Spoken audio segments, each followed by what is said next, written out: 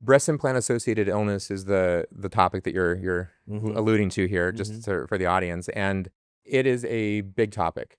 I don't advertise myself as a breast implant illness Mm-hmm. expert, and that's certainly not the focus of my practice, but I see a handful of patients every year Yeah. who come in with symptoms, and it's worthwhile talking about because it is out there in the media. And I think the worst thing that can be done by plastic surgeons or any medical professional is to create fear and Yeah. hysteria for patients. I think that is so counterproductive and undermines us as a specialty because it just shouldn't be advertised that way or promoted in that fashion. So that's my PSA on that. But it's a thing. Like Yeah.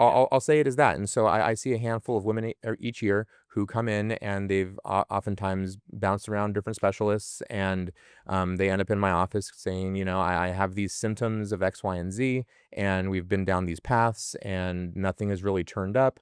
And I've had implants for a number of years, and I think I'd like to have my implants removed. Now, I'm just giving you my own approach to this. I will never get in a woman's way to do this. Yeah. So if they want their implants out, great. Let's take them out next week. But I tell everyone, like, look, this is a little bit of a black box as far as this is an evolving area of medicine right now as far as what breast implants contribute, if at all, to any type of autoimmune disease. I tell them that I'll take them out. I have patients where I've taken them out and some of their symptoms have improved, like Yeah. you've attested to. And I've had patients where I've taken them out and they are exactly the same as they were before surgery.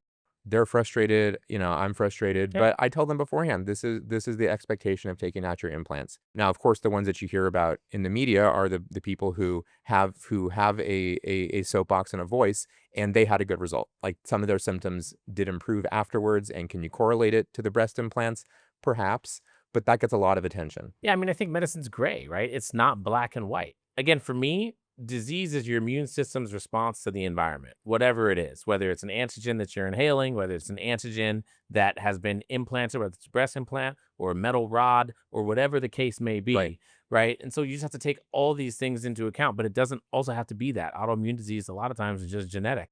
Hey, listen, you have Correct. this genetic propensity. Like your father had rheumatoid arthritis, your mom had scleroderma. Like this isn't surprising. And we look at the population of women that usually presents with these symptoms, middle-aged women, Mhm. who also happen to be one of the highest demographics for onset of autoimmune. Correct. And so it's another confounding factor. And I never dispute or refute anyone's symptoms. I acknowledge that they have these symptoms. They're real oftentimes, Yes. but I just can't promise they're related to the implant. But there is that small subset that has these immune response to it, just as what they would with any type of foreign material placed inside their body.